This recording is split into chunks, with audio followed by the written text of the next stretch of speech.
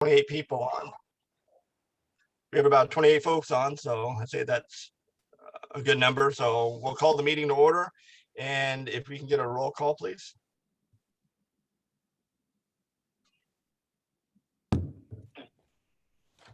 Vice Mayor Fredericks. Supervisor Gore. Here.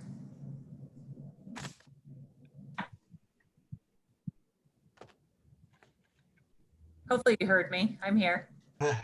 We heard you loud and Can clear. they hear me? Yes, we can hear you.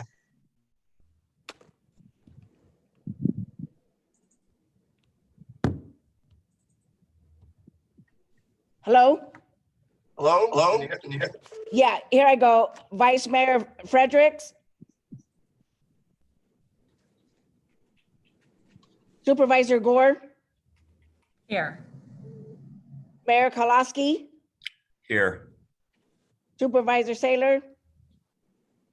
Here. Supervisor Rickman. Here. Vice Mayor Singh. Here. Mayor Young. Present. Councilmember Zuber.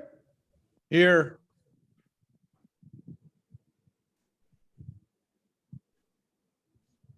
Supervisor Pedroza. Here. Supervisor Spearing. Mayor Worth. And there was somebody coming in for Supervisor Miley. I don't know if it's Austin Bruckner or Tona Henniger.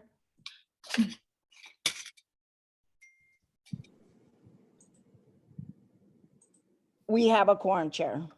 All right, thank you. I know there was something in here in the chat that was asking if we could turn on closed captioning. Is that a possibility?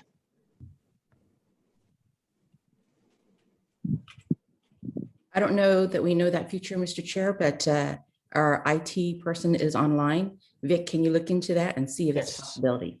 I will attempt to turn that feature on.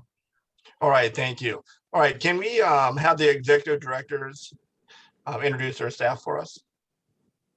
Yes, thank you, Mr. Chair. I'm Diane Nguyen, the Executive Director of San Joaquin Council of Governments. And with me on staff are Steve Dial, our Deputy Executive Director, CFO, and Ryan Niblock. I'm going to pass it on to Therese Millen to introduce herself and her staff. Hello, this is Therese McMillan. I'm the Deputy Executive Director of MTC and ABAG, and I'm looking at folks here. I think I have staff who will be joining on. We're just coming from another meeting, but I believe Brad Paul will also be joining us, who's one of my Deputy Executive Directors. And I'll pass it over to James. Thank you. Yeah, thanks, Therese and Chair Rickman. And James Corliss, I'm Executive Director of the Sacramento Area Council of Governments, or SJCOG, and here with us as panelists, I've got my staff, Clint Holtzen and Sam Shelton. All right, thank you.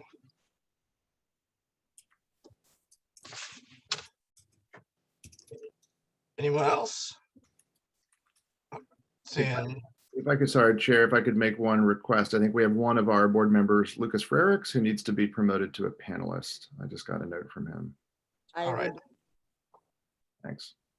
All right, thank you. Thank you, Rosie. All right, move on to item number 2, presentations. And we're going to have James Corliss of SJCOG introduce that. Well, thanks again, Chair Rickman. It's Thank you.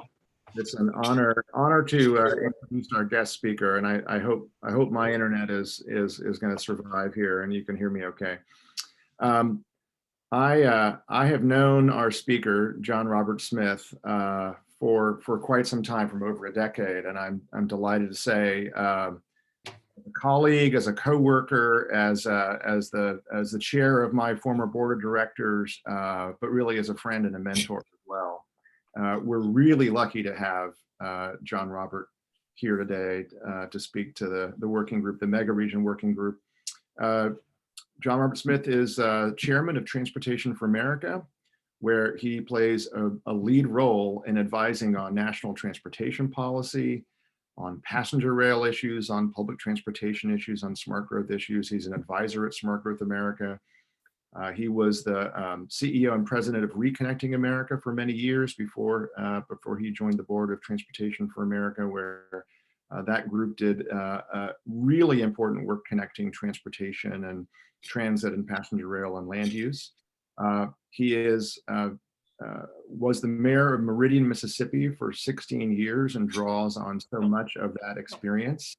As mayor of that town in Meridian, a key passenger rail stop on one of the national rail corridors. And he was also chairman of the board of Amtrak. And I could go on and on about John Robert's experience, but I know in talking with John Robert prior to this, we're going to be talking this afternoon about some of our key mega regional investments, many of which, as you'll hear, are these passenger rail corridors that really will reconnect and bring our mega region closer together. So John Robert, we're delighted to have you. The floor is yours. Thank you, James. And it's so good to see you again. As always, James, please give my best to Diana and the children. I miss seeing you on a more regular basis. And Therese, good to see you again. We've worked together over the years as well. And certainly glad to spend some time this afternoon with other fellow elected officials. In particular, I can tell you from experience that being a local elected official, whether city or county level, is the best job you will ever have. You're close to your constituents. You see that any decision you make has a direct impact on their quality of life. It's also the worst job you'll ever have for the same reason that any decision you make will have direct impact on their life, and they'll certainly tell you about it. And James said, I was in elected office for 20 years. The first 4 years, I was the city councilman for Ward 5, which is a very diverse ward in my hometown, but it contains the central business district. And I knew from the day I was elected that the decisions I made couldn't be confined just to Ward 5, but because of that downtown interest, any decision I made, certainly within the ward, would impact the future of the whole community. I ran for mayor 4 years later. It's a strong mayor form of government. And during that first term, my focus was on my constituents who all lived within the legal boundaries of the city of Meridian. They were the people I served. They were my constituents. And I felt that way very keenly until I was running for my second term in office, and I was at our multimodal transportation center, the first such center built in the South now over 30 years ago. It was quite innovative at the time. And one afternoon, a young couple came up to me and they said, "Mayor, we're pulling for you. You've just got to be reelected." And I thanked them and I said, "Now make sure you vote June the 5th. And they said, "Oh, Mayor, we can't vote for you. We live in Alabama, but you're still our mayor." And I realized at that moment that that young couple's success depended on Meridian's success. They needed us. That was Meridian's where they shop. Meridian was where they sought healthcare, and I needed their hometown to thrive as well, because I needed those couples' investment in our lives and in the treasuries of the places to shop and the services in Meridian. You see, more and more, we own our constituents less and less. We share them with other jurisdictions around us. Yes, our people may sleep in our hometown, but they often work in another, or they shop in a third, or they seek health care, or their children go to college in yet a fourth jurisdiction. And their success in doing any one of those things depends on our ability to create a shared vision of connectivity, and that each jurisdiction needs to thrive. Oh, we lost you. We lost your. You hit mute, Mr. Smith. There you go. All right, you're back. I've got a few slides if you could get those ready, that'd be good. I want to talk to you about a case in point, an example of how this works, especially on transportation, connectivity, and vision in my native South. 3 states, Mississippi, Alabama, and Louisiana. Now, the truth is you couldn't pick 3 states in the United States that you would least expect to have a shared vision of mobility that was beyond the personal automobile, and yet they do. I want to give you an example of the Southern Rail Commission. While this was authorized by an act of Congress, it takes the governors of our 3 states to appoint the commissioners. The commissioners then serve in an autonomous capacity once they're appointed, and they come from Mississippi, Alabama, and Louisiana. They're elected officials, they're chamber officials, foundation officials, even some state legislators. And they've come together, especially in a really focused way after 2 tragedies that struck that area. Next slide, please.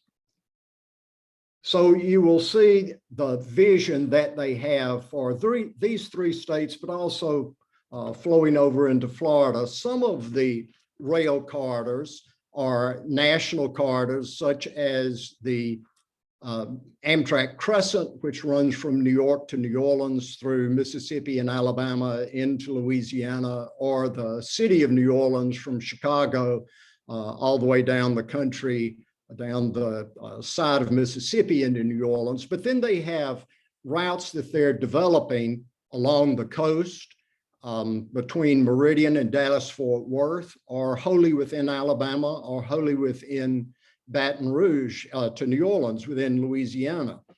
The importance of this slide is to show you that when they come together, it's not about supporting a transportation project or investment in all 3 states. They work together to support the investment when it's only in 1 state. For example, New Orleans to Baton Rouge. You might think Mississippi and Alabama really don't care about that. But the truth is, for the regional on the Gulf to work, the population centers of Baton Rouge and New Orleans have to be connected. So these 3 states have taken a very progressive view of how they must work together. And that was stimulated, unfortunately, by 2 tragedies. One was Katrina, the other was the spill in the Gulf. And it left the coastal Mississippi, Alabama, and Louisiana devastated. Those back-to-back tragedies. Mississippi DOT, after rebuilding the highways, realized they could not begin to financially support all they had already built, would be incapable of maintaining that infrastructure if they didn't find some other way to move people across that region. So in fact, it's Mississippi DOT solely that is paying the operating expense of that train between New Orleans and Mobile. Next slide.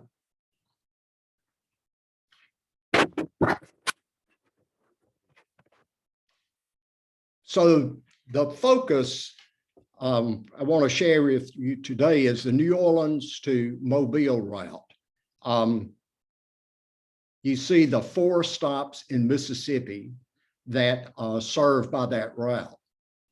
But what the coast began to realize is that there are just as many Mississippians who travel to work in the port of Mobile every day as there are Alabamians that travel from Alabama to work at the shipyards of Ingalls shipping in Mississippi, that there are cruise terminals in New Orleans and Mobile, but the freedom of mobility to go between them and to each of them is critically important for either success. And in fact, you'd be surprised at the number of people that come from points north, Chicago, down the city of New Orleans to use the cruise terminal there in New Orleans, and would do the same connected over to Mobile.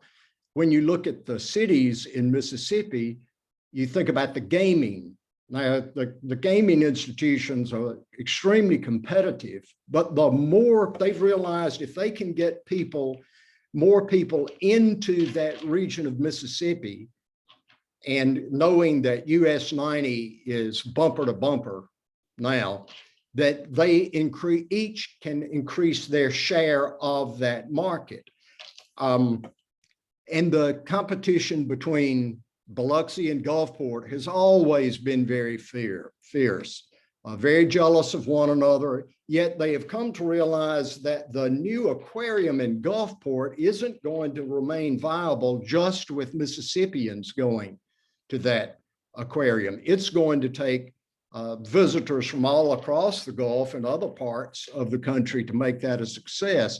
And Biloxi's new minor league team with their stadium right by the station stop there is only as successful as they can move people in and out seamlessly to go to games there. And they've taken this commission has also taken the view that intercity bus connections between these station terminals are critical, so that a route from North Mississippi crossing diagonally over into Alabama is a way to connect to national passenger rail services. And even at the micro level of each individual stop, the commission has worked to grow the transit hubs within each of those station stops so that they're seeing that a seamless experience travel experience is what you're going to have. And they've taken the step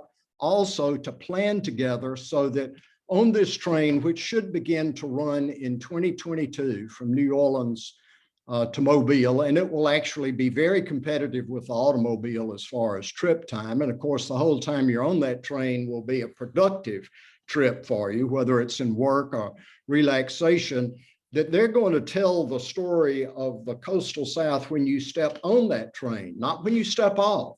So they'll manage all food service, beverage service, everything will be locally reflected on that trip. Now, I can't tell you and wouldn't tell you that it has been absolutely seamless and without any disagreement, yet they've always been able to find enough to agree on to move forward.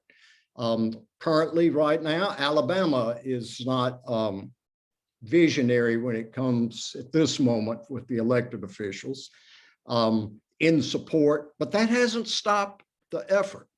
Mississippi and Louisiana have been able to carry it, and the city of Mobile have been able to carry this effort forward.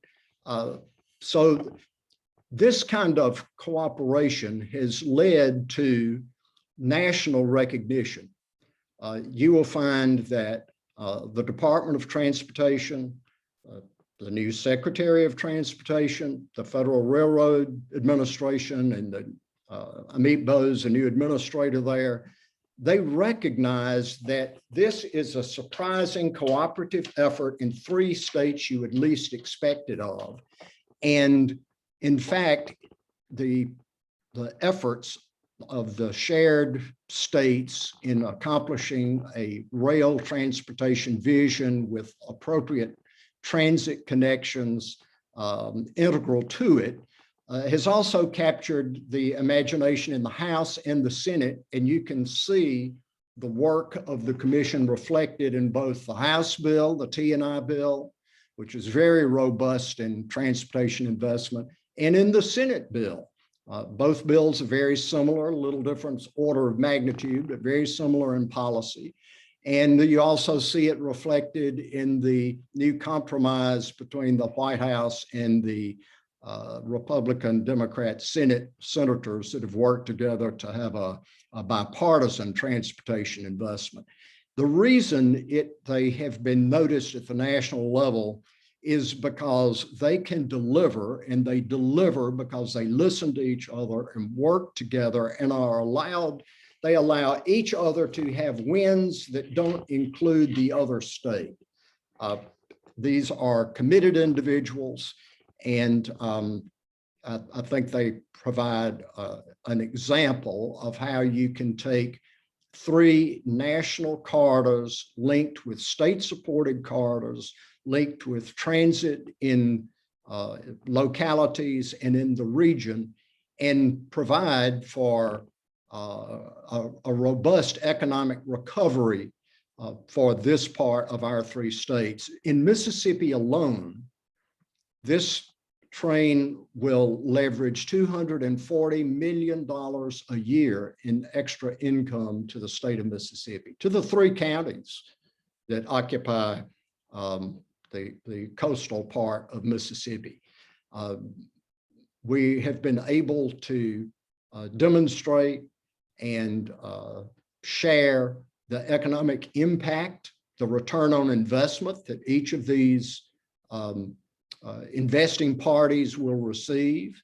I think we will shortly see an announcement about connecting New Orleans to Baton Rouge and Baton Rouge on to Shreveport, and then following in time Meridian to Dallas-Fort Worth, connecting Middle Mississippi and Northern Louisiana. This takes commitment. Mostly it takes not having your own way all the time and finding a way to speak to each other so that you respect each other, respect your differences, but mostly respect each other's aspiration for the people you serve. So James, I'll be glad to answer any questions. I can tell you that we're going to have, I think what's happening between the House and the Senate and the White House is going to move pretty rapidly. And I'm rapidly in Washington, D.C. terms, mind you, but happen pretty rapidly. And those who are poised and ready and are able to say, we've come together with a solid vision, we share, and we're ready to go, they're the ones who are going to reap the benefits. And anyone who is not will miss a generational opportunity of transportation investments. Mr. Smith, thank you very much.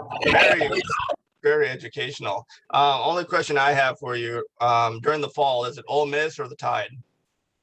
Oh, Ole Miss, of course. All right. No, thank you. Anybody have any quick questions?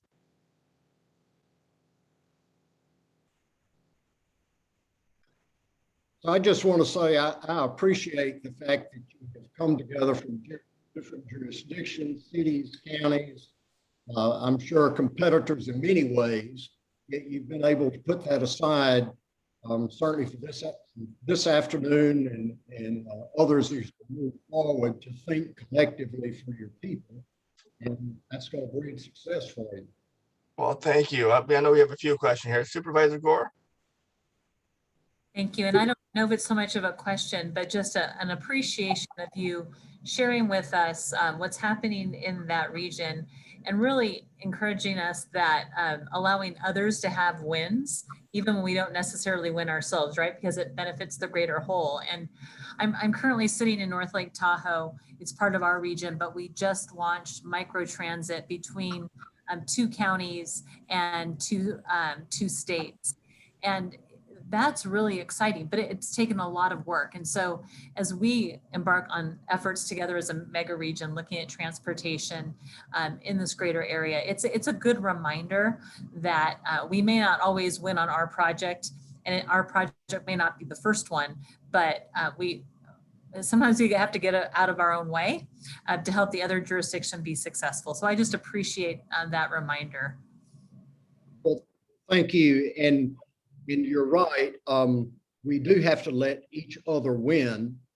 And when it comes to putting one project first and one project second, those are conversations and debates you'll have. But what allows you to do that is trusting each other, because you're willing to go second if you trust the rest of the group to allow you to go second and to be there when it's your turn. And in the past, I can't say that our 3 states always did that. Certainly it's already been noted, very competitive in football, but very competitive in other ways. And one thing that our 3 states had to learn is we couldn't be the poor, pitiful South anymore.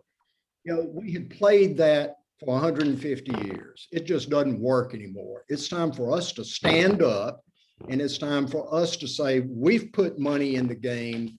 We're here to carry our weight and our part. What you may find interesting is those of us in other parts of the country think that California and your region has it all figured out, that you always plan together and you've got your vision set.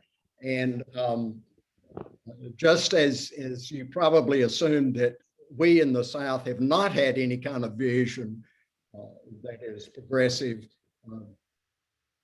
I will also reflect that it's somewhat gratifying to learn that regardless of our region, we all share the difficult choices we make to come together and not always be about our success. All right, thank you, and thank you, Supervisor. Mr. Hedge, we have those in attendance. Mr. Hedges. Yes, can you hear me? Yes, we can hear you. Okay, thank you. I really always try to make this meeting. I think it's so interesting. I love what Mr. Smith was saying. We have so much to learn from each other.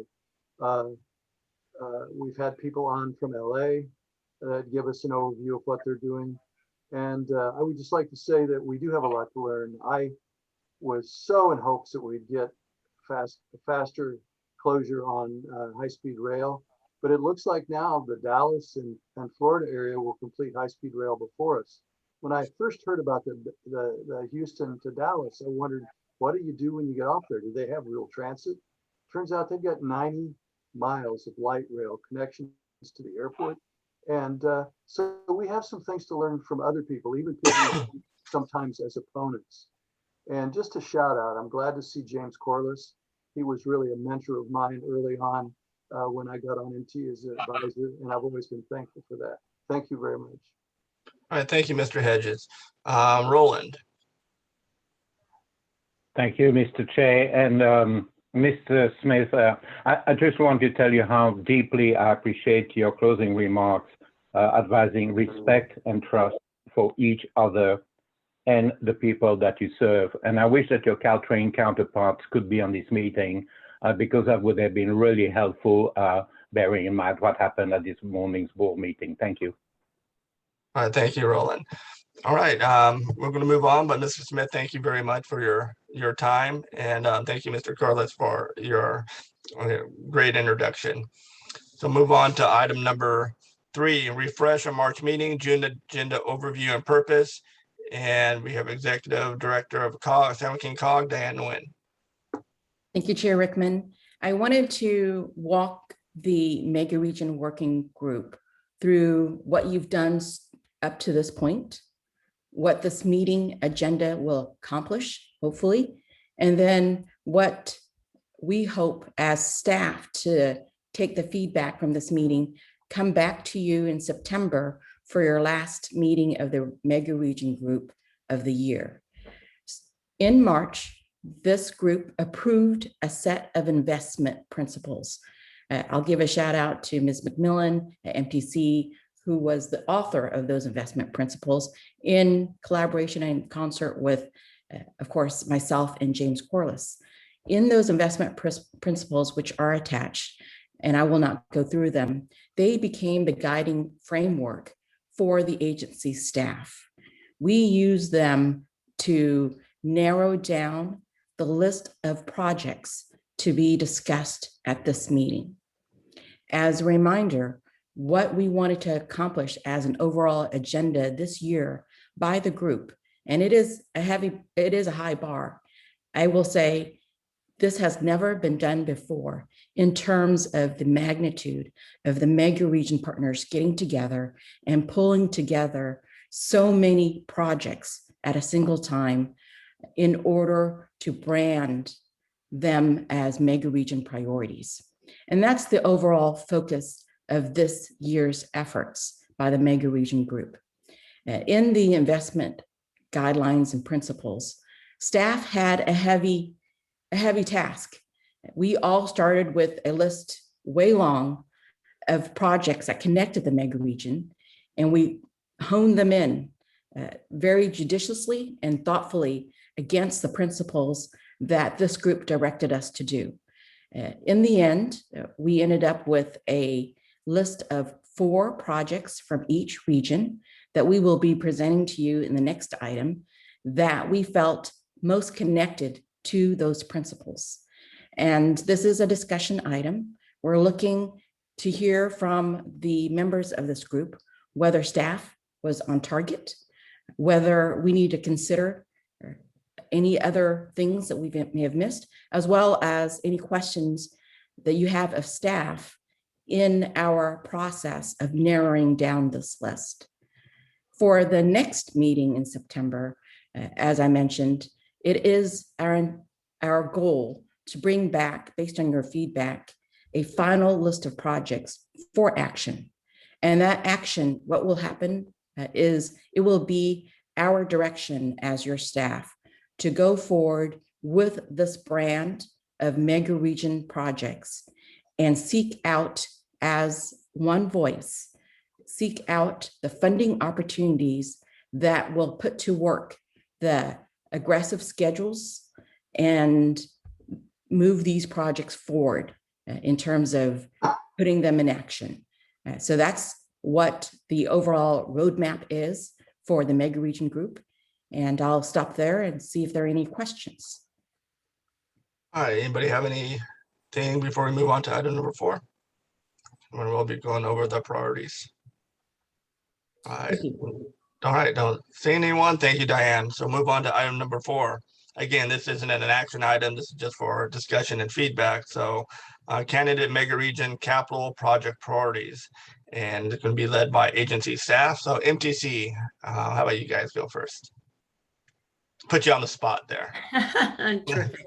Well, thank you very much, Mr. Chair. And my staff colleague, Kenny Cow, is here to walk you through the 4 projects that MTC had put together. Kenny?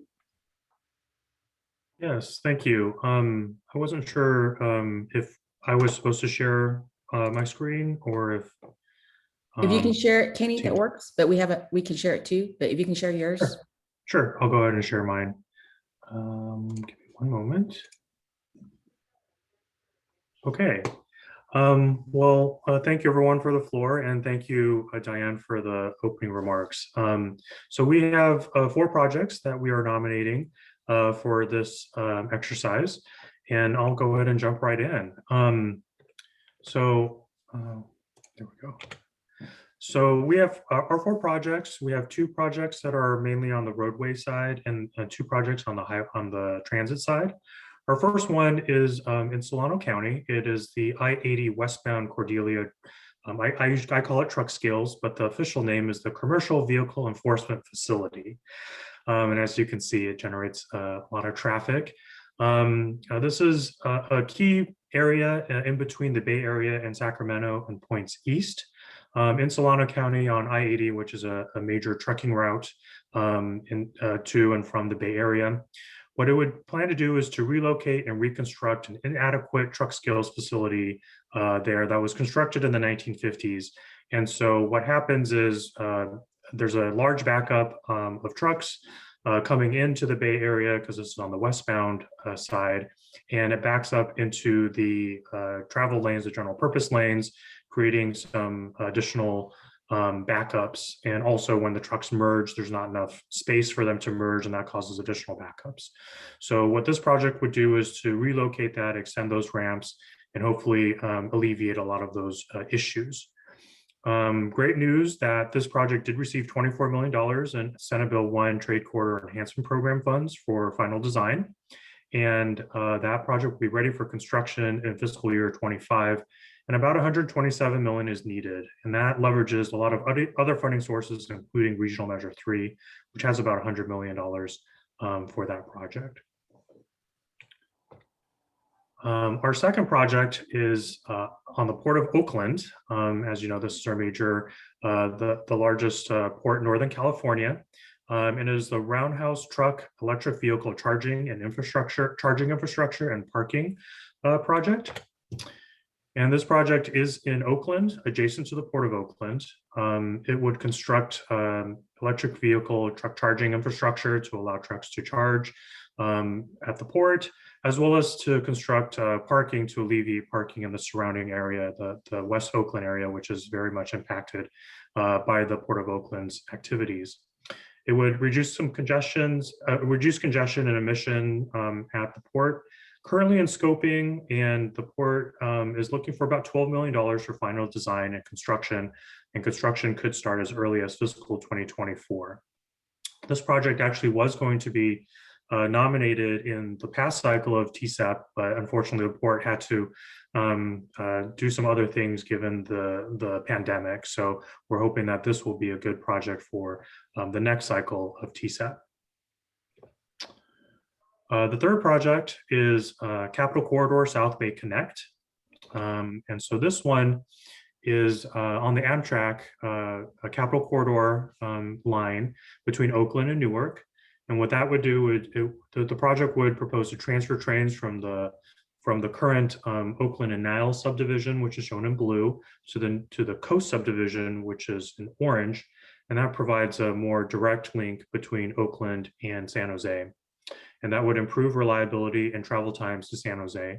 Currently, the project is in environmental, and about $70 million is needed for construction, and that can start as early as fiscal 2024. And that also has a number of other funding sources as well, including Regional Measure 3. And our final nomination is Valley Link, which I think is very familiar to the team here. This would create, this is between the Tri-Valley in the Bay Area and would connect them to San Joaquin County and construct a new 42-mile, 7-station passenger rail system. This line would also connect the existing ACE and BART rail systems to facilitate transfers between all those systems, and aims to reduce congestion and emissions, especially on the very heavily congested I-580 and 205 corridors. And the environmental is almost complete, and the amount needed is fairly large, 1.4 billion, upwards to 2 billion for the full construction build out. So I would imagine we'd be looking at this in chunks as we look for additional funding going forward. So those are our 4 Bay Area projects. And I might want to add that there are a number of other projects that Sacramento and San Joaquin will be proposing that are also important to our region, especially as they cross into our jurisdictional lines at MTC in the Bay Area. So with that, I'll go ahead and turn it to the next presenter, unless you have any questions for me. Well, excuse me. Thank you, Kenny. Oh, go ahead. You have something?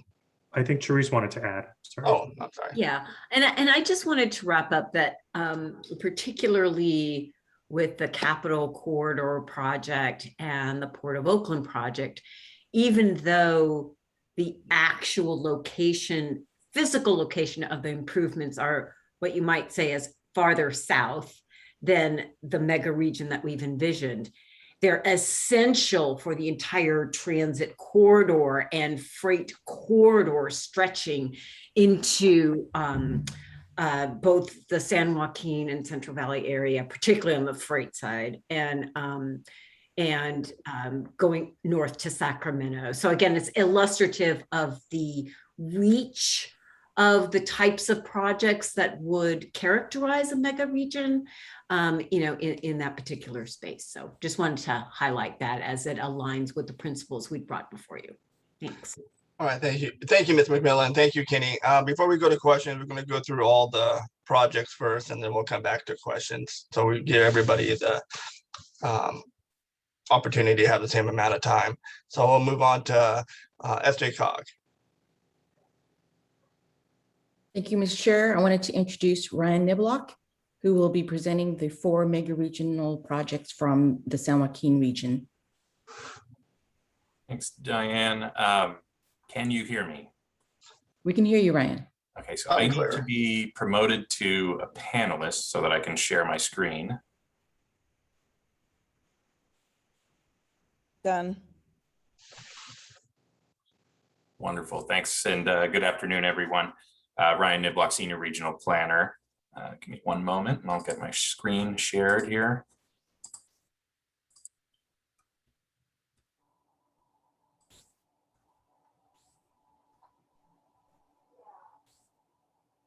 So hopefully we're all looking at a full screen here. Yes. Great. Okay, so again, these are the Megaregion candidate projects for the San Joaquin region.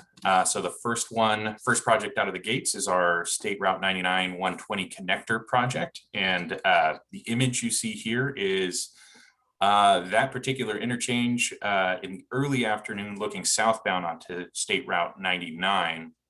And just to describe the trouble that we have at this location is that the capacity limitations on the ramps and on State Route 120 are leading to multiple challenges for us. And perhaps most significantly, it's leading to queuing that extends well into the main lines, which is resulting in accident rates that are 7 times higher than the statewide average for similar facilities, and creating a significant goods movement bottleneck. So freight vehicles moving from the Port of Oakland or Port of Stockton to the Valley and back, they're all traveling through this location, which is already a choke point for commuters. So the project, which is broken into 3 phases, which you can see in the map, in the blue color is the phase 1A, and the green color phase 1B, and the remainder in red is phase 1C. So the project was split into 3 phases so that we can move as quickly as possible on this project. It seeks to improve the eastbound to southbound ramps and to address local circulation as part of the first phase, and improve the northbound to westbound ramps as part of phase 1B.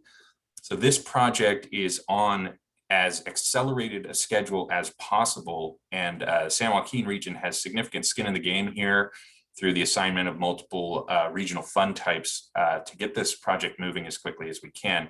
So securing another $32 million would see phase 1A and phase 1B to be into construction within the next 1 to 2 years. Overall, you see the benefits kind of laid out here. We expect to be able to improve safety and general circulation by making these improvements, clear out a pretty significant goods movement bottleneck, which will reduce truck VMT, reducing the possibility of trucks cutting through in other locations there where perhaps they're not meant to be. This project would also support the potential continuation of HOV or HOT lanes through the area and support the expansion of parallel regional transit services. So up next is the I-205 Managed Lanes project. And what you see here is a very familiar view for interregional travelers that are heading onto the Altamont on a daily basis.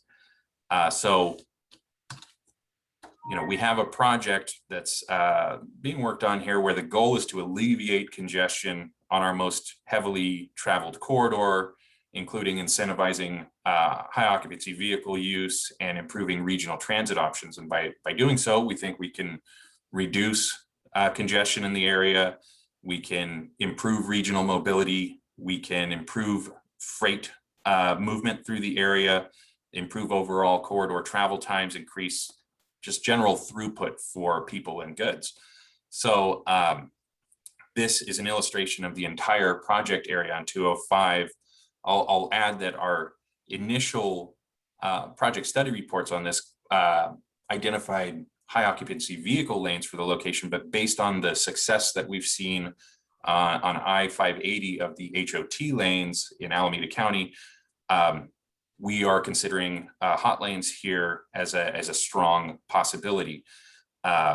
Project is also seeking to preserve space within the median of I-205 for a number of potential uses. That this has not something that has not been settled, but potentially reversible lanes, potentially autonomous vehicle lanes, potentially bus only lanes, potentially passenger rail only lanes, or mobility hubs. So just one last note on this map, anything that you see in purple here is associated with the project.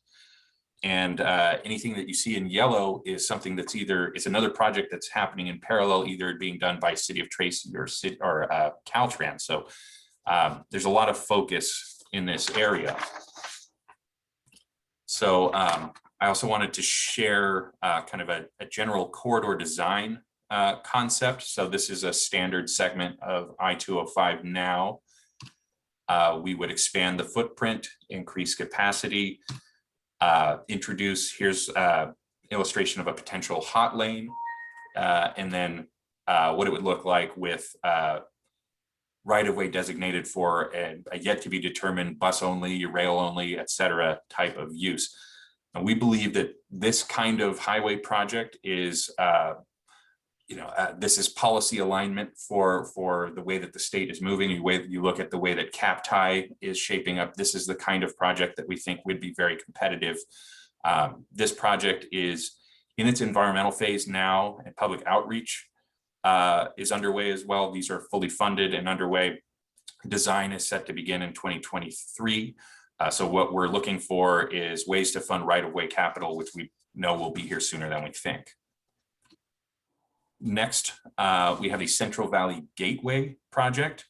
This project is located right at the border of San Joaquin and Alameda counties, and is perhaps the most heavily goods movement and economic focused project on our list. And it's a project that is set to better connect and prepare the national primary highway freight network for the continued growth of the International Park and Commerce area in Tracy. The total improvements as a part of this project include an overcrossing upgrade at I-205 International Parkway, which you see in the top left here. Similar overcrossing upgrade at Interstate 580 and International Parkway. Bridge and roadway widening along International Parkway between the two interchanges at both the Delta Mendota Canal and the California Aqueduct. And widening of International Parkway in general to increase freight capacity through the area. So this project is in the San Joaquin Measure K sales tax program. So that's our skin in the game here. And the project is currently moving on a rapid pace through design. Last but not least, we have passenger rail improvements to consider. We have big plans, big ambitions for passenger rail, as you know. Both the Altamont Corridor Express, otherwise known as ACE, and the Valley Link are expected to expand passenger rail opportunities throughout the Megaregion. And the handouts that were included as part of this item really touch on the most near-term work that needs to be tackled within the next 5 years. So as part of the ACE Forward expansion, ACE's service will expand into Sacramento County, as well as through Stanislaus and Merced counties, and service into the Bay. Overall capacity is expected to increase.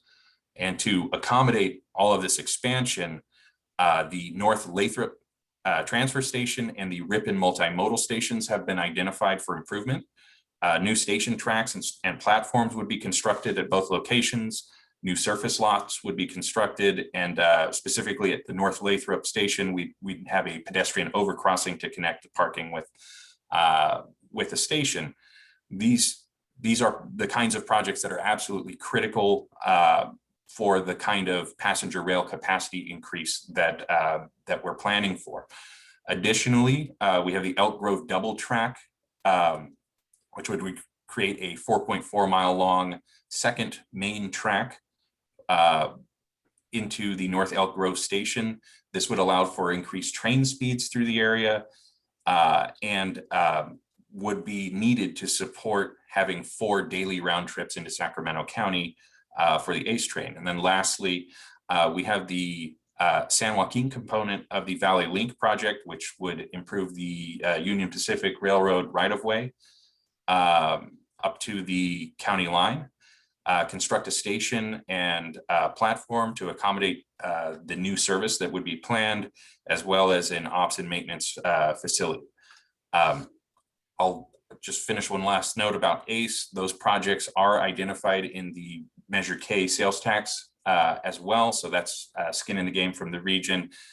And the capital phases for each of these projects that I've mentioned is expected to occur within the next 5 years. So with that, that ends my part of it. I'd be happy to take any questions or comments. Thank you, Ryan. Diane, you have anything before I move on? Nothing, Mr. Chair. Thank you. All right, thank you both. Okay, we'll move on to SJCOG.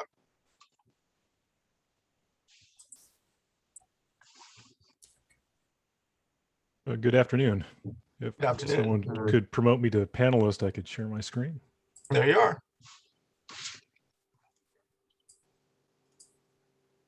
Thank you. Good afternoon. I'm Sam Shelton, and I'll be presenting SACOG's top 4 mega-region priority projects.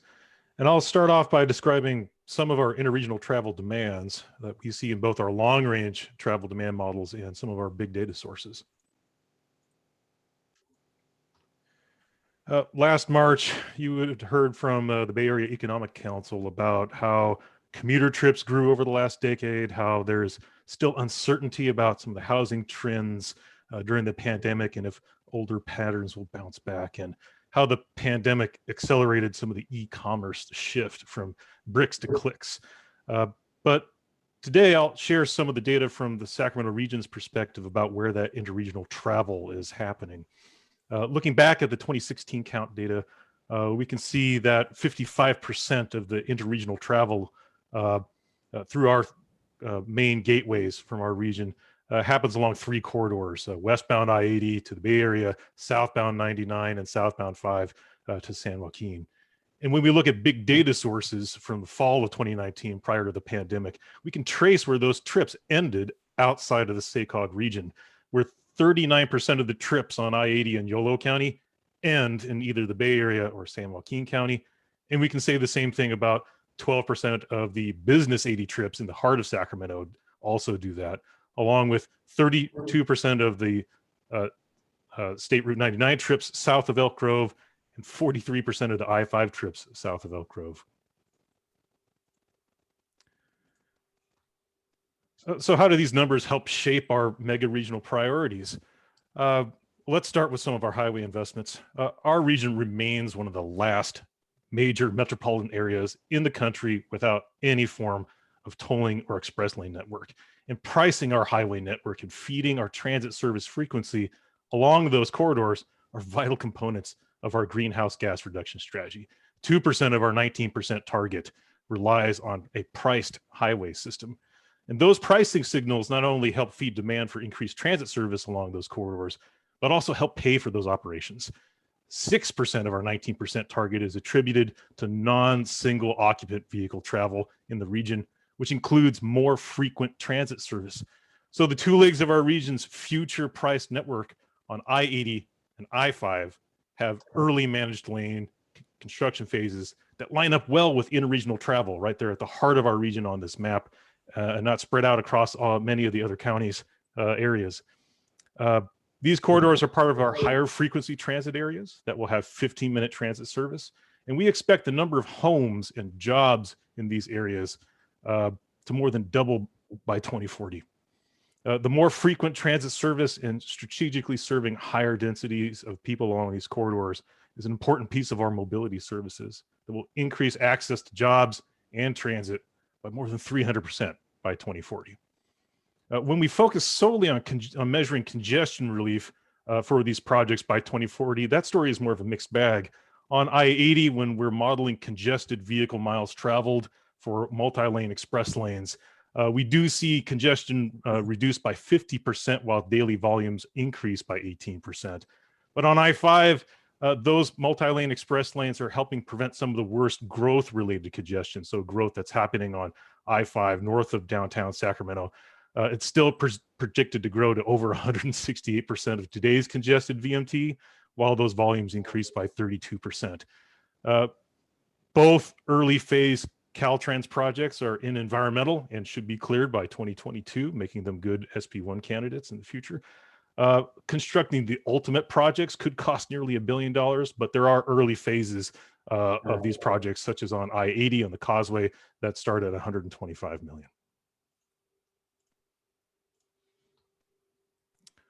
So our new heavy rail services and improvements will also help address those interregional travel trends that we see on I-80 and Business 80 toward the Bay Area and State Route 99 south to San Joaquin, such as the third track to Roseville, Capital Corridor project, building 8 miles of track between Sacramento and Roseville, helps reconfigure the Roseville station, improves 11 bridges, and also improvements to the Union Pacific Yard track improvements, and a new bridge over the American River.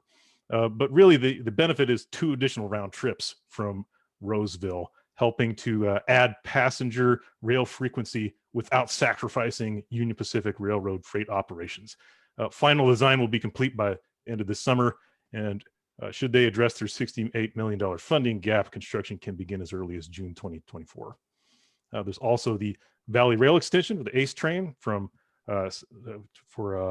implementing 5 new ACE round trips to and from Sacramento. So that's 3 between Ceres and Merced, 1 from Stockton to Sacramento, and 1 from Sacramento to San Jose. So if you're following that blue line, right, it starts with new stations in Lodi, traveling north to Elk Grove, Sacramento City College, Midtown Sacramento, Old North Sacramento, and Natomas, with connections to the Sacramento International Airport. So they could start the first round trip by 2023, with future integration into the high-speed rail service by 2028, 2029. The estimated funding gaps for all of these improvements is about $404 million. So SACOG and other partners continue to support heavy rail project development and planning farther north and south of the SACOG region. Recently, SACOG supported ACE's top priority, the Lathrop Station, with a raised grant letter of support. And we've recently seen that Butte County Association of Governments landed an SPNR grant for $500,000 to continue to plan north of Natomas for the North Valley Passenger Rail Strategic Plan. So you can imagine the blue line traveling north of Natomas all the way up to Chico out into Butte County. So there's quite a bit of happening here, and excellent interregional benefits related to these project priorities. James, would you like to add any other points? No, I think you did a nice job, Sam, in talking a little bit about those numbers to start off. We're seeing the effects of the pandemic and coming out of the pandemic, and I don't think we've seen anything yet, frankly, up and down the I-80 corridor in particular. I would note too that if you sort of fit these 12 projects together, which is exactly what we're trying to do, you have some nice synergy between the top of the Capitol Corridor and getting service up to Roseville, and that South Bay Connect coming all the way down, actually giving us kind of Placer County, Sacramento, Solano County to South Bay. And then of course the same thing with the ACE corridors. So I know we all 3 presented separately, but there's some really nice, I think, synergistic benefits to all these projects. So thanks, Sam. All right, thank you, Mr. Shelton. Oh, and Mr. Corliss. All right, we'll open it up for question discussion amongst the board. So we'll go to. Yes, go ahead. Yeah, I'm sorry, I don't have the raise hand. The one thing, I really appreciate the projects that were brought forward in the MTC region or our region. But the one thing that I notice about every one of these projects is it's like a ripple effect. They have tremendous benefit locally, but then it benefits your region, and then it benefits the mega region. And so those ripples seem to run through every one of the projects that were brought forward. And I just use the truck scales in Solano County. That traffic is just so backed up because of those truck scales, but yet, that A80 corridor is so important to all of us and really impacts the SACOG area. And, so that it's just really, I think, very well presented by staff. Yeah, I think you've done a good job. The projects you presented, I think are good candidates for this. And so, but I just wanted to point out that they all have good local benefit, good regional benefit, and good mega regional benefit. So thank you, Mr. Chairman. Thank you, Supervisor. Mayor Kozlowski. Yeah, thank you very much. I had kind of just one question about the double tracking project through Elk Grove. Is that to speed up the trains or allow more frequent trains, or both? Answers both to those. Both. Okay, gotcha. I was just curious about that. Okay, and then my main question, I think, is for Ms. McMillan, and it's about the charging infrastructure project at the Port of Oakland. As it was first being presented, I was like, how does this fit the model that we've all talked about in terms of Megaregion? But as you went through and kind of identified that you can't convert vehicles if you don't have charging stations, and that's an important node where a lot of vehicles originate their trips, right? But I think, does it beg the question of have we looked at where else charging infrastructure specifically for tractor trailer type vehicles that are going to be moving goods through the region should or could be located? And I know I don't want to give anybody a homework assignment, but I'm curious if anybody's looked at it on a regional, or a mega regional, Yeah. perspective. I'll jump in here and maybe I'm sort of jumping ahead to our spotlight topics that are later in the agenda. But I think what you've just raised, board member, is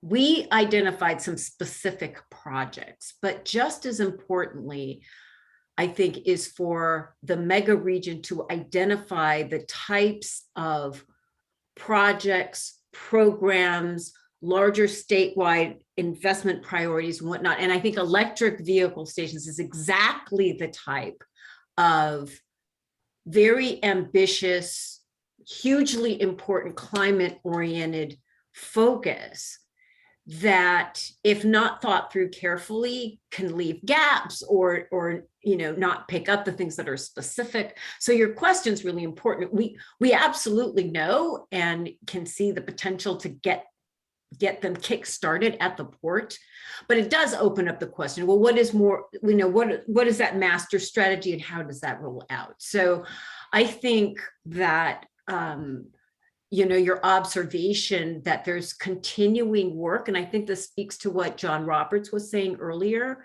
that a lot of this regional work is on a continuum, right?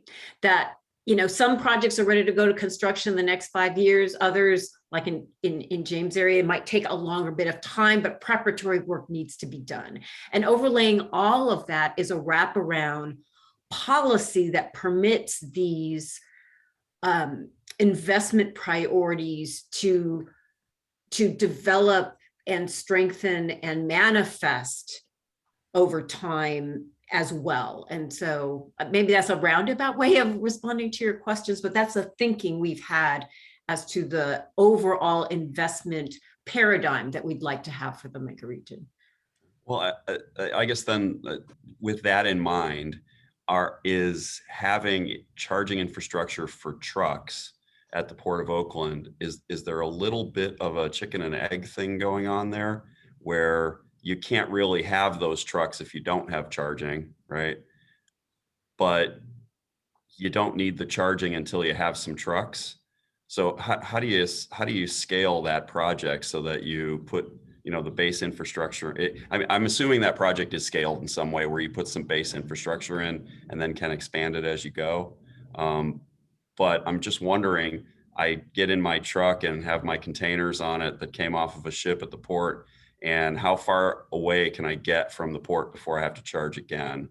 So anyway, that's a whole nother discussion. It had my brain firing seriously when you brought that up. So thank you. Thank you, Mayor. I'll move on to Councilmember Frericks.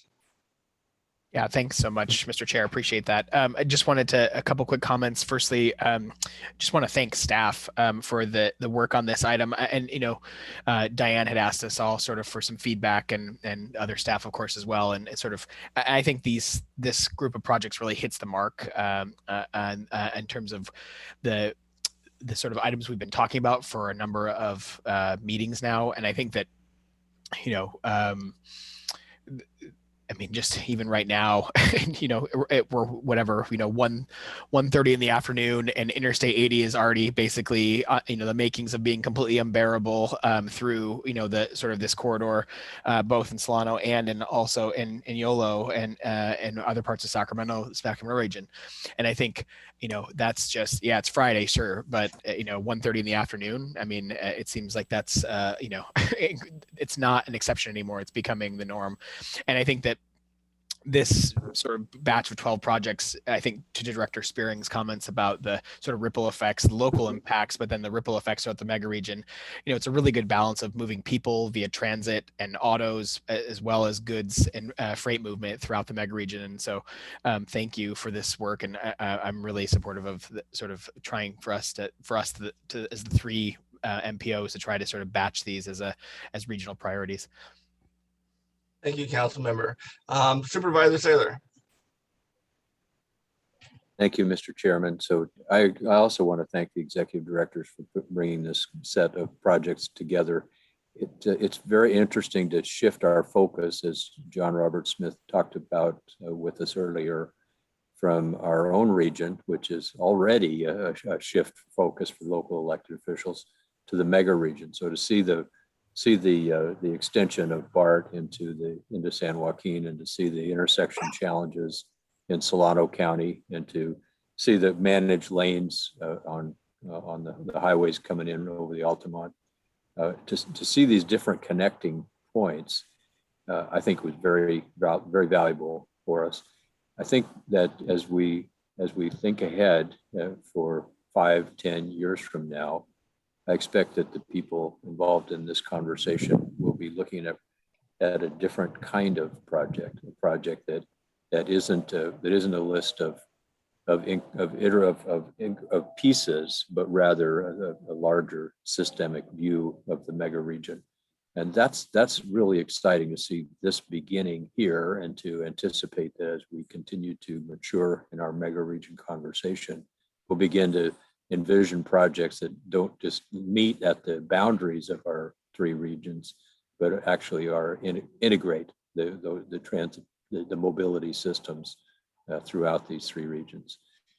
Supervisor Spearing, I think one of the comments that you made is that the projects that are included in this list of 12 do call us to attention for issues of how they already benefit the larger region. And I think it also I'd like to challenge us to each take a look at how these projects interact with the region next door. An example of that for me is the project that SJCOG identified as the YOLO I-80 and US 50 managed lanes. That begins on the western end, the western terminus is the Solano County border. But the issue doesn't stop at the Solano County border. From Solano County west on Interstate 80, there are challenges that Jim, you already referred to on the westbound part. On the eastbound part, the lane constricts from the highway lanes constrict from 6 to 2 as we move forward, or 6 to 3. And we've got to have greater conversations about how these pieces fit together. And so I need to bring that up. I think we can look at not just the benefits on the other parts of our mega region, but also the ways that we need to support one another as we work together. I am so excited. There's several of us on this call today who are members of the board for the Capital Corridor Joint Powers Authority, and to see that we've got at least 2 of our major capital projects included here, I think is really exciting and really and appropriate, because we do need to shift as we can to reliable, frequent, clean, safe rail transit for passenger service. And I think as one of the last point here is, as we look at the future conversations that some of you youngsters and some of our will have in 15 years or so, we'll be talking about moving those rails up the hill. And we'll be talking about climate change and the need to straighten out our passenger rail service. So we've got big projects ahead, and we've got even bigger ones to anticipate as the changing mobility needs of our mega region evolve. I'm very excited with the step that we have here. And the last challenge for all of us, Diane, James, and Therese, is taking our next step on advocacy for these identified dozen, these dirty dozen projects that you've brought to us. I think the next step is, okay, great. Now what do we do to make these things happen, and make them happen in a smart way? So I'm all in, and I'm excited. Thank you. Thank you, Supervisor. We'll move on to Vice Chair Pedroza. Thank you, Mr. Chairman. And I will pick off where Supervisor Saylor left off. We were thinking the same of, look, we don't have to convince each other of the benefits of these projects for our region. or for the mega region, but kind of where my mind was going is how do we make sure these projects are competitive at the state and federal level?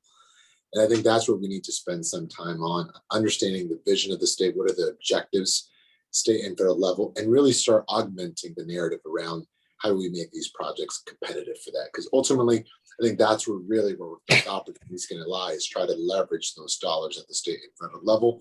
But again, really echo the comments of my colleagues, but just trying to start thinking about the next steps of trying to see these projects get the support and access to funding that they need to get delivered. Thank you, Mr. Chair. Thank you, Vice Chair. All right, anyone else? I don't see anybody else's hands raised. Mr. Chair, we have Roland who would like to speak again. Right. All right, Roland, back to you. Thank you. And first of all, I really wanted to echo Director Spearing's comment, because I personally will benefit from at least half of this project. I'm going to give you an example. The 205, that's how I go to San Francisco northbound. That's how I get around the Martinez bridge tolls. And then obviously I take Martinez, on the way back down. And I'm sure lots of other people are doing this. South Bay Connect, very important. It's going to shave 13 minutes between San Jose and Sacramento. But now what I want to talk about is what I think is missing from this presentation. So the big elephant in the house, which I think is the most major capital corridor project, is the Link 21, the new Trans-Bay connection. Why isn't this here? To me, this is number one out there. This is how we're really going to be connecting this mega region together. The other thing that concerns me, because as you know, I live in the South Bay, is that in Link 21, there are 21 counties, not 18. The MTC website. Hello? The meeting's still Okay. on, but it's winding down. Can everybody please mute their mics for me? Be on video later. Okay, can you please? Can everybody please mute? We're getting some feedback there. So Mr. Rowland, go ahead. Sorry about that. I just want to wrap up. So what concerns me is that's missing from the picture is the 3 counties south of Santa Clara County, which are part of Link 21, who right now are doing nearly identical projects to what you're doing. They're widening Highway 101 south of Gilroy, 3 lanes in each direction. They're widening State Route 25. They're widening Highway 129. They're widening Highway 152. And why is all this freight is coming by road into the distribution centers in Morgan Hill and South San Jose? That has to be part of the picture. These projects are going on right now. They're funded, but it's just not part of the plan. Thank you. Right. Thank you, Roland. All right, I'm going to bring it back to the board for any additional comments. Seeing none, I just have one quick, just real quick. And no, I think all the projects are great. I think, looking how we all interact with each other is essential. And I think we've met that. And just like, reiterate what Councilmember Frerick was saying, I have a meeting here in Manteca after this meeting, and I'm not going to be, just going, knowing we're going to be stuck in traffic, and it can be anywhere from Tracy, 30 minutes to 45 minutes, depending on traffic accidents and so on. But looking at all the projects, I mean, I think we touch on everything. The air quality, air quality is a huge thing, not just here in California, but with the federal, the Biden administration. Looking at the efficient flow of traffic is, when you're looking at traffic congestion, and also the safety aspect of it. And, looking at, for example, the Cordelia inspection facility, even though it's off of I-80 in a different county, those trucks go everywhere. And we have to make sure the trucks that are on our freeway is, are safe. And just echoing what Vice Chair Pedroza mentioned, and I agree with him 110%, is that, we have to make sure we have the support and go out there and get that funding for it. All these projects are great. Without the money, they're not going to get built. So, and this is why this mega region working group is is so great and instrumental. And they're going to bring. I guess I can talk about it real quick. Is I know we talked about it very quickly or just in passing last meeting. But what are our plans to go to either Sacramento or to possibly a Washington D.C. trip as a group, so we can bring this to the attention of our state and federal reps and get that support and funding for these projects.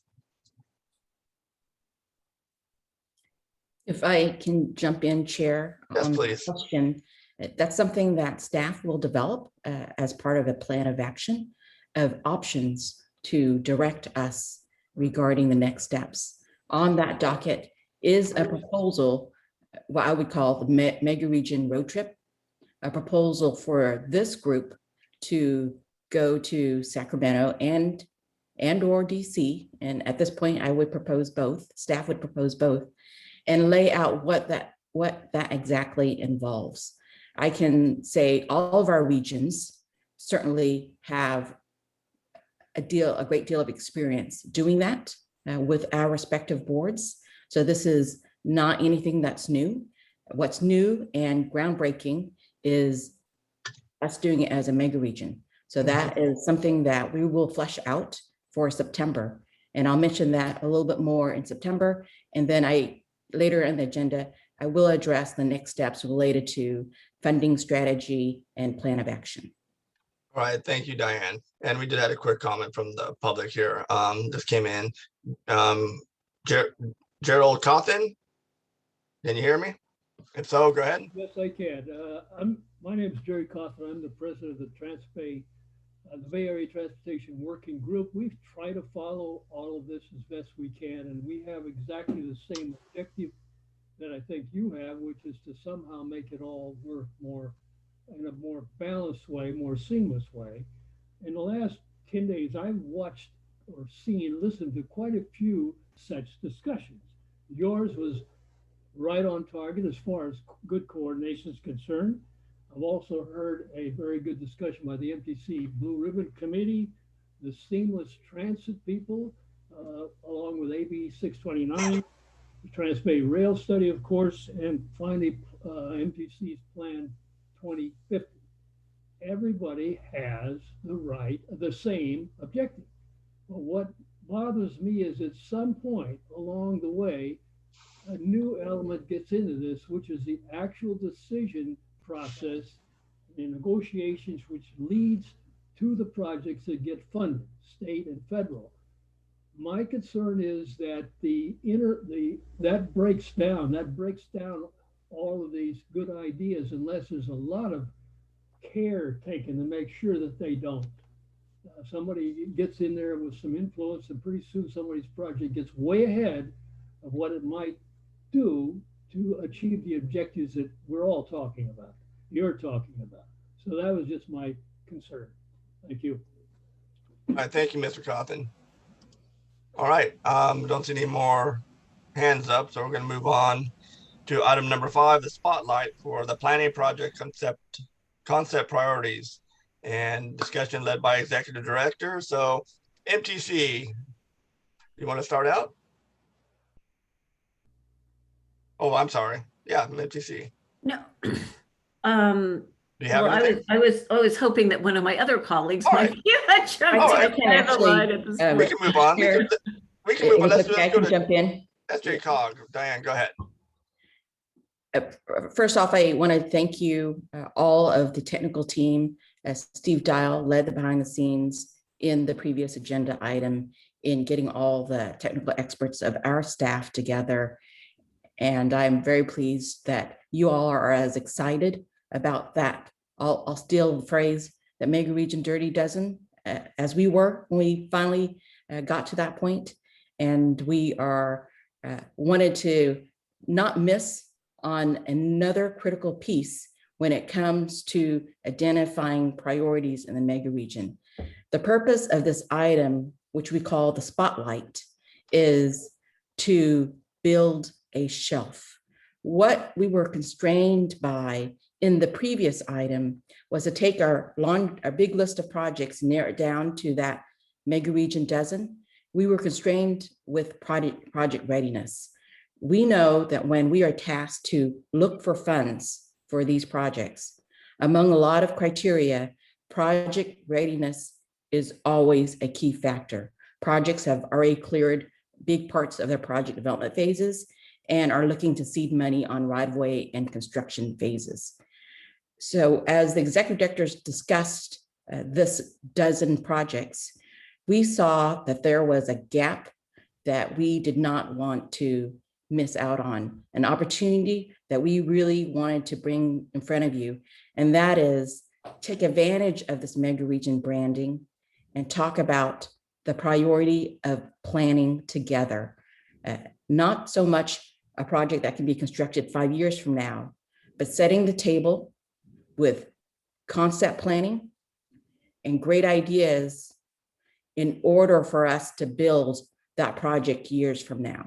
And so that's what the spotlight is. It's us really pushing ourselves beyond just a capital list of projects. It's developing a vision and looking for your feedback on that Megaregion vision. I'll stop there. I know that Executive Director James Corliss and his team put some great thought in the proposal that is being presented in the spotlight. So James, Therese, if you want to jump in. Mr. Corliss. Sure, thanks, Diane, and Chair Rickman, and Sam, and I believe we may also have Rafe Porter from our air district as well. So in particular, and it may link to what Mayor Kozlowski was bringing up earlier about the Port of Oakland versus the corridor, but we really want to try to do some due diligence on our freight corridors, 80, 580, 599, and think about how we can, again, really in partnership with some of our air quality partners, think about clean freight corridors, think about charging stations, hydrogen fueling, and work with Caltrans very closely, of course. So I might just turn it over to Sam and perhaps anybody else, some of our partners as well. Sam?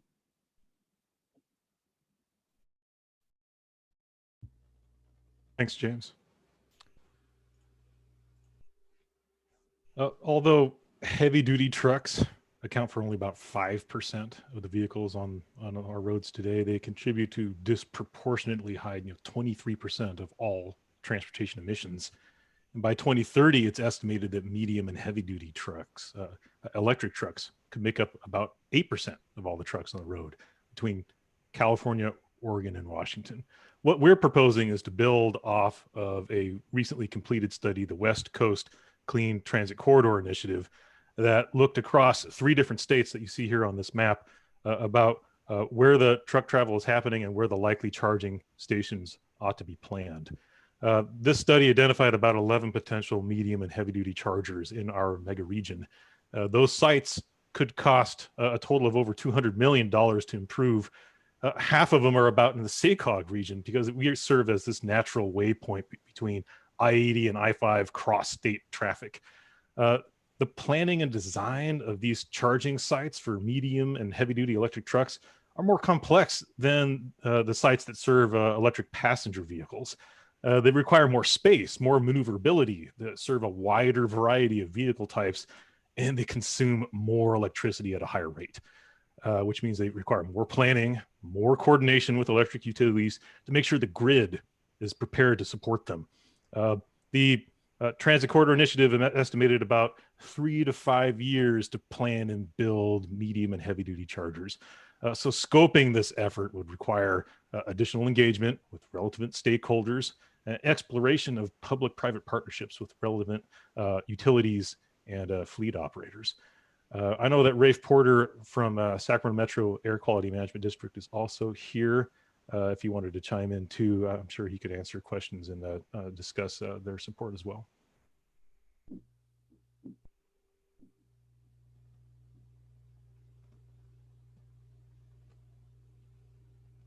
I'm not sure if we're able to bring Rafe in, but maybe I will just state the obvious to everybody here. But as we talked about, and I can tell you, we all really appreciate your admonition to get the advocacy strategy honed, right, and to put our shoulder behind these 12 projects. But I also think we as the executive directors don't think that we can be very competitive in addition to just being a good idea if we don't think about some of the clean fuel aspects in these mega regional freight corridors. So I don't think we will be competitive if we go through the upcoming cycles, let's say, of the trade corridor enhancement program at the state level, if we're not also thinking about the clean fuel aspect. We've heard that pretty loud and clear from the CTC, as well as now from the Biden administration, USDOT. So it's a good idea. It's good in terms of our economy, where things are shifting in California. It's also going to make us more competitive. I think the reason we put the spotlight on it, as Diane said, is we're a little further behind on that than we are. It's not necessarily potentially ready for, going to construction in the next 12 months, but I think we do want to make sure that we bring it along in terms of feasibility and planning and design and engineering, so that it's not too far behind some of the other investments in these corridors. And maybe to wrap it up, just to reinforce something I had mentioned before, and just reflects what both Diane and James said. In many ways, we had launched a restart of the Mega Region Working Group, focusing on what I would call the sort of logistics of coordinating our long range plans together, and whether the timing should be the same and that type of thing. And I think as we went forward, what we realized as executive directors is that the greatest value of the coordination of those plans was less about the schedules and more about the thematic similarities, and how we can take those elements and begin to really craft a coherent and multidimensional program, not only identifying projects, but identifying policies, identifying advocacy, coordination in things that are emerging literally in front of us, like the infrastructure and stimulus discussions in DC. And so, it was, I think, certainly for me, I can't entirely speak for Diane and James, but a growing awareness that the more we thought about those intersections of coordination, it was a much longer list that was building on the work of our long range plans. I think those will always be an anchor for us of where we can touch and grow, but it's also sort of another layer of sort of that opportunistic view of where do the opportunities emerge, and are we getting prepared to take them at whatever point they become available to us. So thanks. All right, thank you. I know we have Mr. Porter. Yes, hi, thank you. First of all, let me say that I'm very happy to see this conversation happening at the mega region scale. This is definitely something that we've been struggling with for years at the air districts. So glad to see that it's tackled at this scale, which is really where it needs to be happening. Just speaking anecdotally, we just closed a solicitation for $23 million to move towards zero emission in the Sacramento region. And we were way oversubscribed many, many, many times. So the demand is there, but the planning hasn't been done yet. There's transit infrastructure that needs to happen. School buses needs to happen. And these medium and heavy duty vehicles for goods movement on I-5, I-80, 99, 70, all of our corridors. So again, very happy to see this conversation happening. Please, consider this one of the top priorities. From our perspective, from the air quality standpoint, this is the one thing that we need to do in order to maintain our air quality. And I know the other regions are struggling with, trying to get attainment, but for the Sacramento region, this is a top priority. So again, thanks for having this conversation. Thanks for letting me speak. Appreciate it. All right, thank you, Mr. Porter. Oh, I'm sorry. All right, Mr. Porter, are you finished? Yes, I'm done. Thank you. All right, thank you. I'm sorry, my internet keeps on bouncing in and out. I apologize if I cut you off. Supervisor Saylor.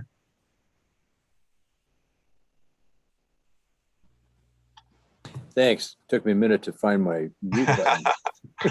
So thank you. That's James. Once again, you all have keyed this conversation up so well that that you made me ask a question that you already had the answer to, and you presented it, and that's to take us to the next step of thinking. And I think one of the synergistic concepts is impact on the planet, impact on the climate of the mobility solutions that we're envisioning. I think another is impact on social equity. And so as we think about the lenses that we're looking through for our entire region, everything we do should be including those two lenses. And I think when we're doing something like envisioning large scale EV chargers for goods movement, I think we can also talk about that in reducing disproportionate impact of environmental degradation on populations that have been suffering disproportionately. And I think that's pretty straightforward to map that out. My guess is that in the areas where we've got large amounts of greenhouse gas emissions and health-related matters associated with that, we also have the opportunity to reduce the social inequities of climate impact. So I think this is the kind of conversation that we're going to get more and more into as we think on a mega region scale.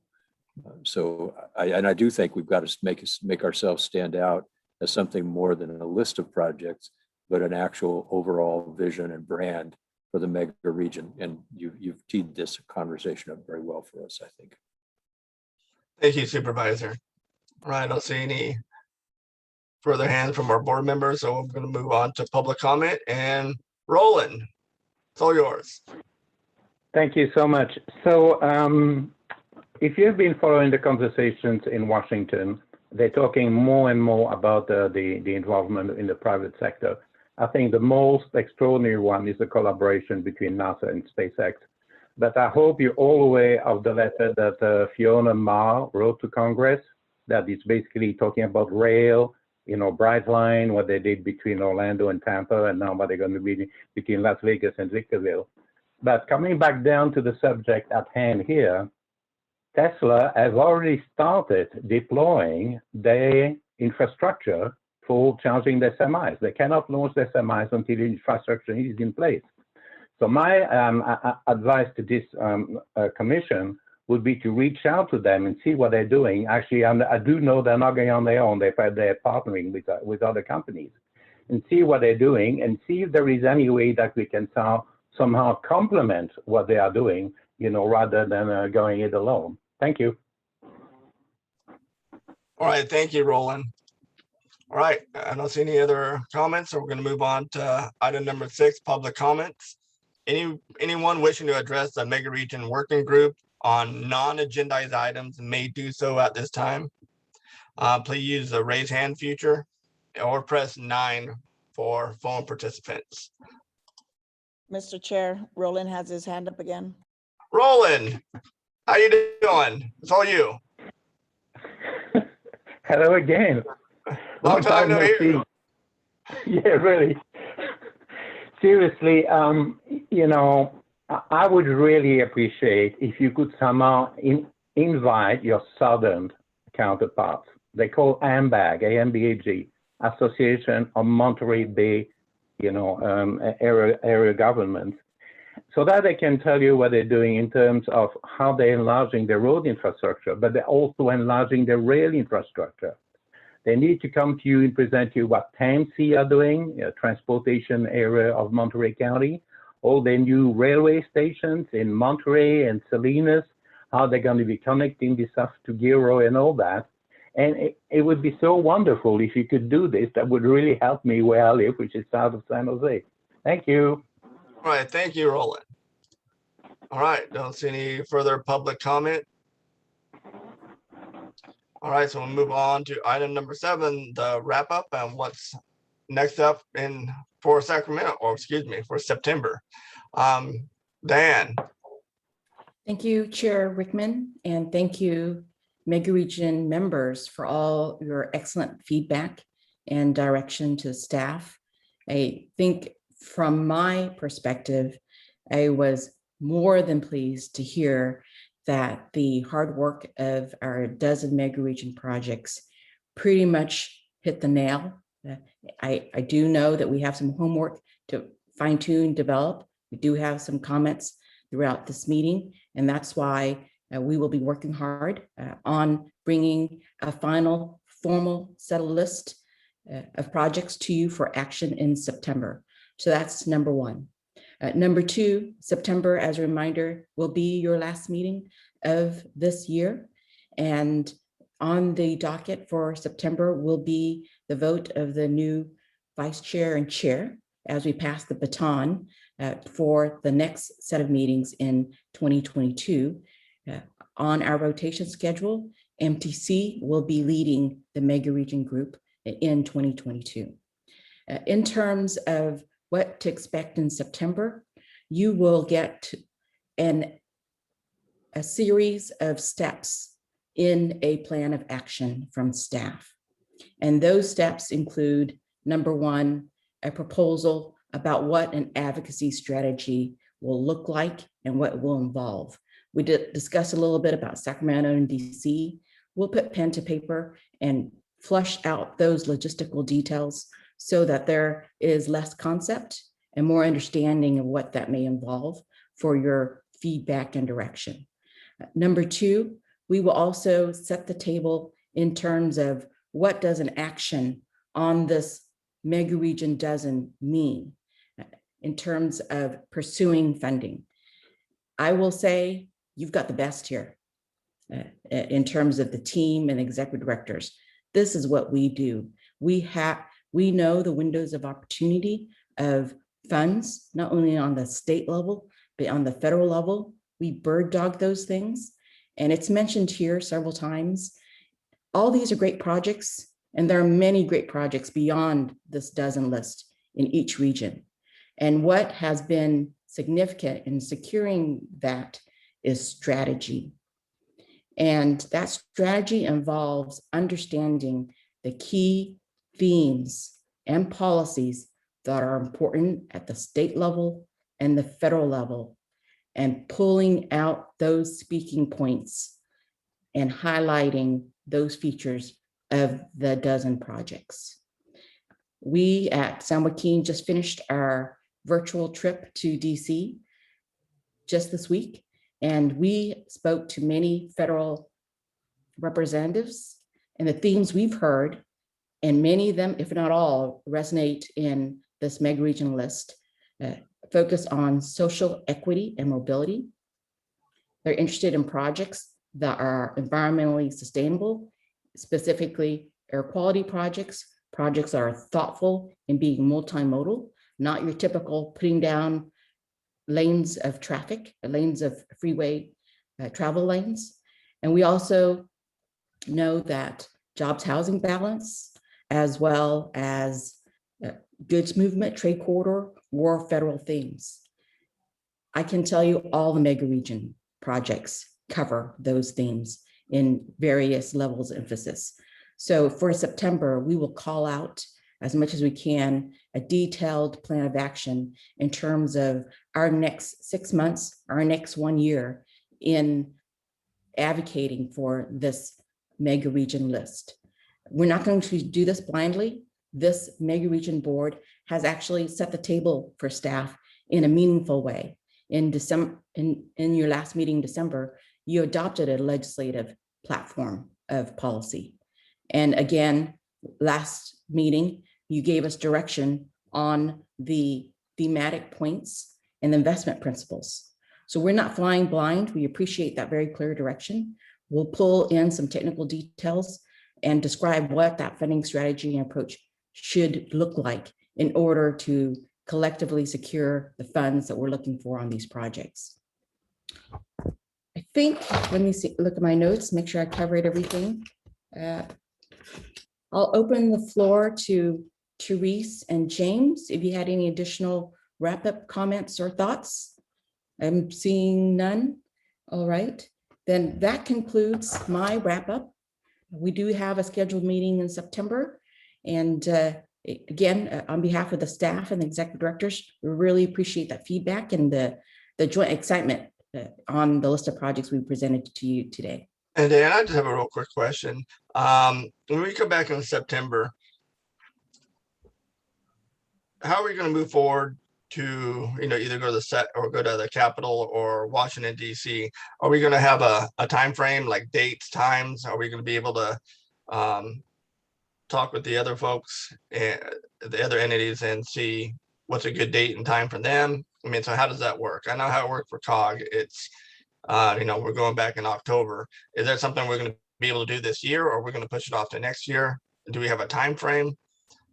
Is that something we're going to be able to discuss? And I mean, for me, and just like what our vice chair was talking about, is going out there and looking to get this funding and support for these projects. I understand your question, Mr. Chair. What I plan, and I'll work with executive directors to propose, is to lay out an advocacy schedule and work plan for the next 6 months. There are windows of opportunity to speak at and get the Senate and House attention in DC, and also as well as in Sacramento, there's windows of opportunities. So we will lay out some dates and strategize on how we can do that effectively and put that proposal in front of the Megaregion board, if that makes sense to everybody. I think what I would say is your staff collectively heard you want to do something, you want action. We will make sure you have an action-oriented agenda in September. All right, no, that's great. If there's any other comment, I don't see any other comments from our board. Yeah, Mr. Chairman. Yes, sir. Supervisor, go ahead. Oh, thank you. Diane, you sort of implied, but I want to make sure it's included. I think we should be putting a Megaregion report, like we all do, our annual report to the legislature, the state legislators. And, in that report, it ought to just talk about the background of the Megaregion, this group, touch on the framing principles, and then talk about the projects and how they're all linked to really advance the regions. And I just hope that the three executive directors and I know you guys have a lot of experience with this, but, put together a nice handout that we can start using as we individually talk to our legislators, and it starts building that unity and that consensus. So I'm sure that was in your plan, but I just want to make sure it is. Thank you, Diane. Thank you, Supervisor. Anyone else? Let's see here. James Corliss has his hand up, Chair. All right, go ahead. Yeah, I just, I'm already thinking about, we, in our region, we have a virtual DC trip coming up, actually just after the last Megaregion meeting in September. I absolutely will commit to making sure all the projects get featured in the spirit of the Megaregion. And the other thing, just to remind all of us, I know they're listening online today, is that we have our business community united across the Megaregion, right? And they've spoken to us a number of times. So I want to remind us, marching arm in arm with our business members and chambers on these projects in particular is going to be critical. So looking forward to getting their support. Thank you, Mr. Corliss. Supervisor Gore. Sorry, nothing for me. That was an accident. Thanks. Oh. All right, thank you. All right, not seeing anybody else's hand up. So we'll adjourn the meeting to September 24th at 12:30. Everybody have a great summer. Thank you, everybody, for being here today, and members of the public for speaking out too. So thank you. Great job, everyone. Thank you, everyone. Thank you.